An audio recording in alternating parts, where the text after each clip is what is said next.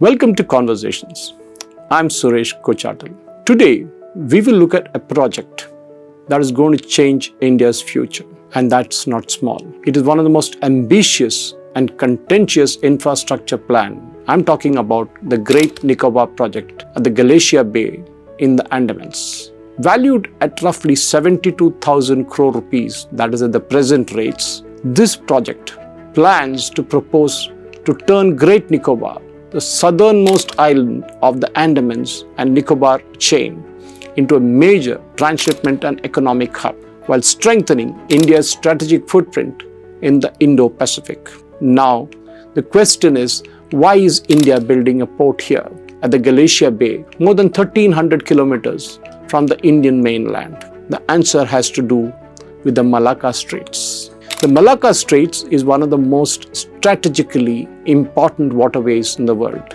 It's about 900 kilometers long and connects the Indian Ocean with the Pacific Ocean through the South China Sea.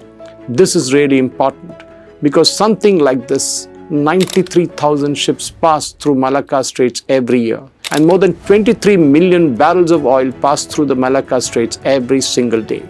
The reason that India is building this port here is that this allows for the transshipment of the Indian cargo destined for Indian ports here to the east coast from the Galicia Bay.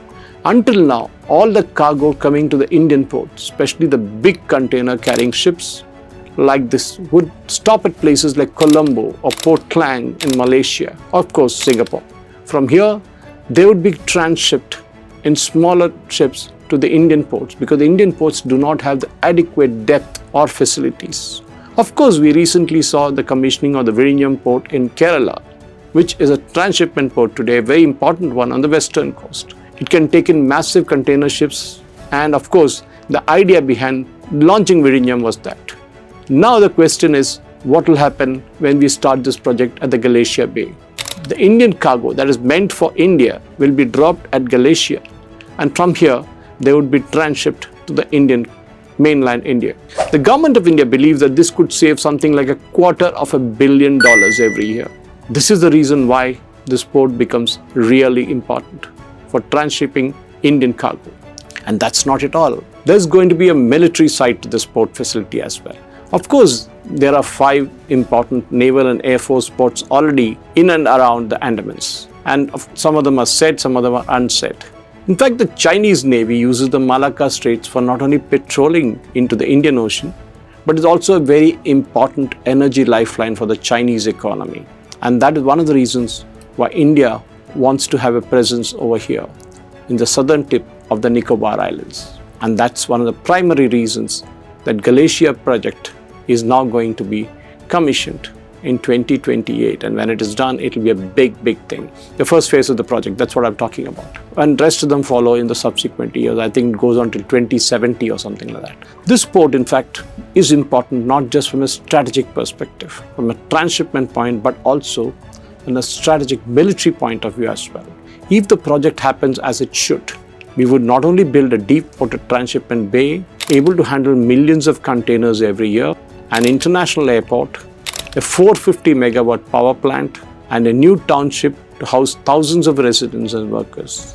Proponents of it call a game changer, a way to reduce dependence on foreign transshipment hubs, create thousands of jobs, and bolster the maritime security at the mouth of the Malacca Strait, the narrow waterway through which something of 40% of the global trade moves every year.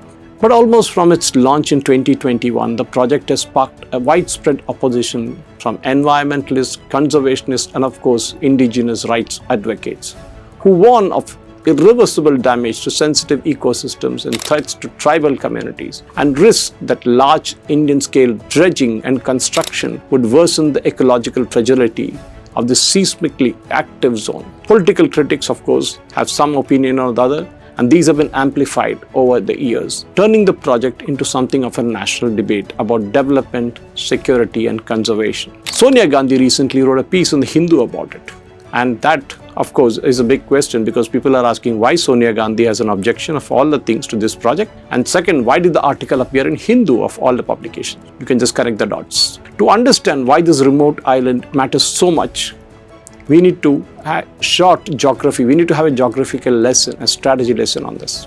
The Andaman and Nicobar archipelago stretches roughly about 750 kilometers north to south. 1,527 islands is in this combined chain, and only about 31 are inhabited. The Great Nicobar itself covers around 921 square kilometers, slightly larger than the city-state of Singapore, and is positioned close to the southern approaches of the Malacca Strait. It gives a unique strategic significance. Maritime strategists describe the Malacca Strait and the adjacent channel as a choke point and narrow corridor through which a vast amount of volume of east to west trade passes. Control or effective monitoring of such a choke point affects not just the commerce, but also the naval mobility. Nations that can reliably project presence and surveillance at these points can cash in the influence of trade, security, and regional balance. For India, a development port and an airfield in Great Nicobar would mean faster operational turnarounds for naval and coast guard vessels, enhanced surveillance reaching into the eastern Indian Ocean and the Indo-Pacific, and of course, a logistical hub that could partly replace foreign transshipment dependence, currently served prominently by ports in Colombo and Singapore, as I mentioned before. These strategic arguments are rooted in a long-standing defense policy. After the security reviews following the Kargil conflict, India decided to raise the Andaman Force, the Andaman and Nicobar Command as it's called today, an integrated theatre command meant to coordinate Army, Navy, Air Force and Coast Guard efforts across the archipelago. Planners argue that the infrastructure, ports, airports, reliable power and roads are prerequisite for an operationally effective presence. Yet the project is not about military reach. Officials also admit that frame a development plan with modern airports and ports would spur tourism, improve healthcare access and emergency evacuations, and offer economic opportunities to the islanders. Advocates for the cause stress that the island's residents, mainly clustered on a handful of islands, would benefit from the improved connectivity and services. At the same time, critics point out that the island's rich biodiversity and small indigenous populations are under threat. The indigenous Champagne community of the Great Nicobar numbered about 238 in 2011 census, and projections suggest only a slight decrease since then. Critics say that the large construction projects, increased traffic and ecological disturbance would displace these communities, erode the traditional ways of life and disturb breeding grounds for species such as sea turtles. The administration maintains that the environmental clearances was granted only after due diligence and mitigation measures, including compensatory afforestation as a part of the plan. Government officials also point out that a portion of the island's forest cover remains high compared to many other parts of India, and argue that responsibly planned development with modern seismic resilient construction techniques can minimize disaster risk in this earthquake-prone zone. Environmentalists counter that, and they say the compensatory planting on the mainland of India cannot replace the unique ecosystems that the coastal habitats have in Great Nicobar. They warn that the dredging required for deep water port can alter the currents, damage the coral reefs, and of course, change sedimentation patterns with downstream effects on fisheries and shoreline stability. Some also highlight that the fragility of the island ecosystem in the face of climate change and rising sea levels. Reconciliation of these competing priorities, security, development, and conservation, is a central policy, and that's a challenge. Experts say rigorous, transparent environmental impact assessments, meaningful consultation with the indigenous communities, and of course, enforceable mitigation plans and continuous scientific monitoring are essential. They also recommend that any compensatory measures be credible, long-term, and independently audited. Civil-military coordination will be an important part of this, as well as the human side of it.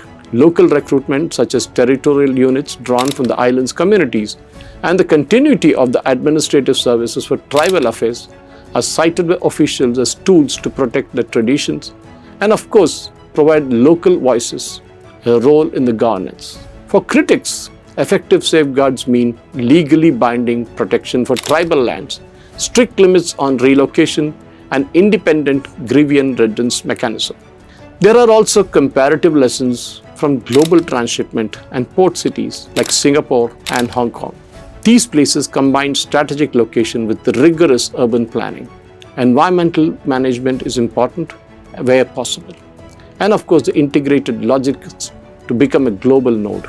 Yet, each comes with its own environmental and social costs.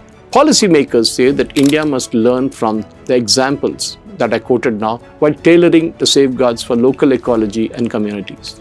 Finally, the larger geopolitical context cannot be ignored. The Indo-Pacific has grown into a theater of competition and cooperation.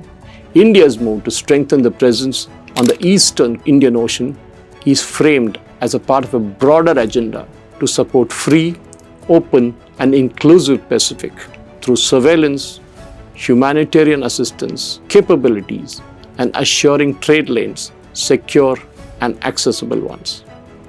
So where does that leave the Great Nicobar Project? It is, in short, a project at the intersection of national security, economic ambition, and of course, environmental stewardship. Backers see this as a long-term strategic investment that could bring economic dividends and operational depth to India's maritime posture. Opponents warn that irreversible damage, that is the ecological damage and the cultural displacement, without stronger protections and clearly enforceable guarantees, will make it a mess. The decision now rests on whether the planners, policymakers, and communities can bridge these divides by strengthening the impact assessments, commitment to building protections for indigenous people, investing in resilient and low-impact engineering, and ensuring transparent oversight at every stage. For a project that aims to secure India's interest at a vital gateway for global trade, finding that balance will determine whether development and conservation can truly proceed together. We will follow these developments closely in the days to come and look at the environmental reviews, community consultations, and any shifts in the project's design and mitigation plans. This is a story that combines national strategy with local lives, and its outcome will shape not only the future of Great Nicobar, but India's role in an increasingly contested and interconnected maritime world. At the end of the day, this project will change the way the world will look at India, or the way India looks at the world. Thank you for watching. Jai Hind.